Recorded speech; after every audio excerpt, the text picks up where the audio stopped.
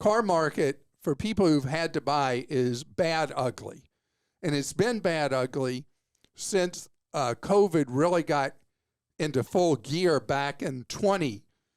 And first we had the factory disruptions for both final assembly and the various contract parts manufacturers for automotive companies. And then following that, we had the chip shortage, and it's been one ugly event after another. And automakers discovered that the shortage could make them more money. That's right, that in shortage, they could make more. So the automakers took the cost of new vehicles high as a kite, and for particular factors that were so bizarre, for a while, used vehicles back in 21 went up crazy amounts, depending on how you measure it, a price increase of 40 to 70% on used vehicles.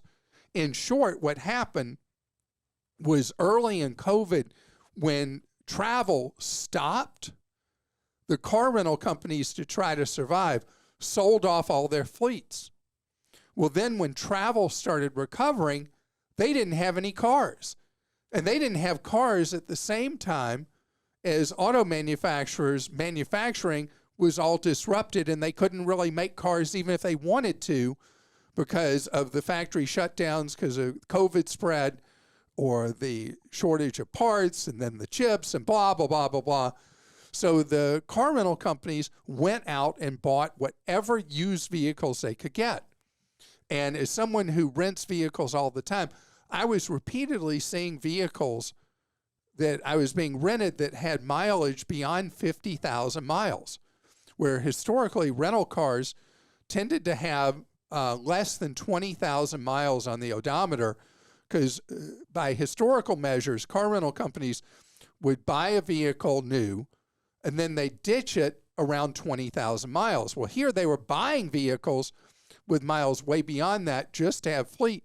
That sucked up the combination of the shortage of new vehicles being manufactured and the rental fleets needing to rebuild, created massive price pressure in the used vehicle market. And now what's happened with the used vehicle market from early in 22, with prices being up 40%, now prices have come down a significant amount from that. And it really is like the roller coaster went straight up, stayed up there for a good while at the crest of the roller coaster, and then prices late last year started their descent, and now they've come way down, but they're still inflated from what they were before COVID. The new vehicle prices that had gone up so much, they are trending steadily down. Automakers are fighting this trend by shipping dealers vehicles that are optioned out. So you got the higher interest rates to buy a vehicle, and you have the manufacturers shipping vehicles that are all optioned out and more expensive, and that's causing a train wreck now for car dealers who benefited so much before and now not. Cox Automotive, which is a big researcher, and they're involved in auctioning vehicles and all that, put out a list of what brands are in major overstock right now. A dealer likes to have, or a manufacturer likes to have, what's known as a theoretical 55 or 60-day supply of vehicles.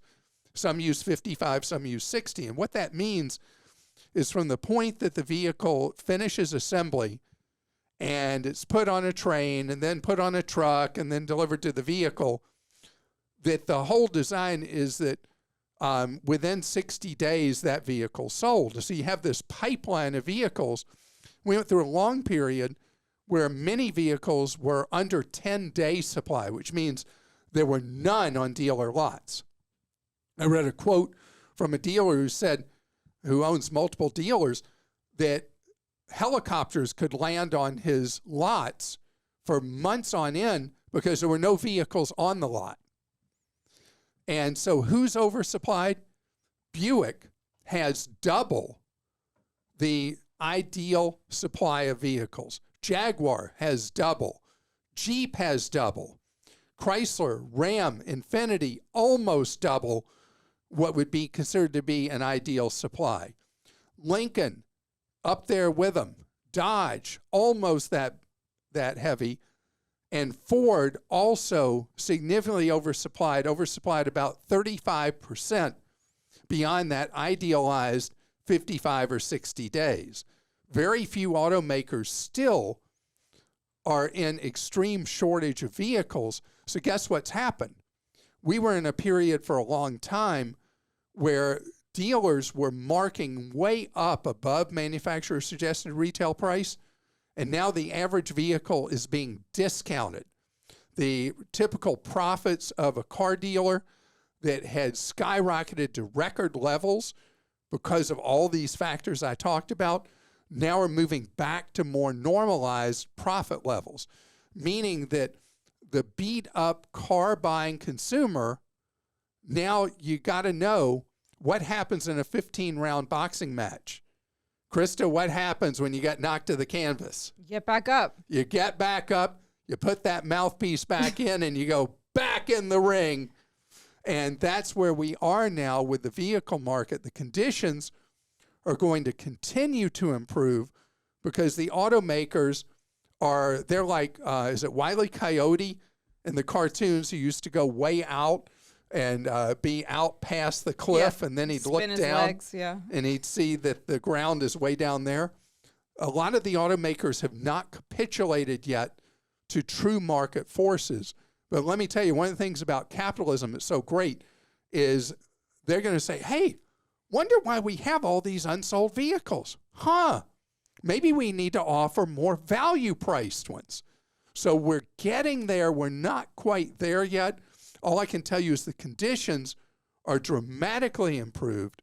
And I read a quote from one dealer who's Jeep dealer, that he's been so loaded up with these overpriced Jeeps that no one will even consider buying them, that he'll accept virtually any offer he can come up with. That's what the manufacturers have done, is they've put the dealers between a rock and a hard place by shipping them these vehicles they really don't want that are fully option loaded when the marketplace is looking for more affordable things.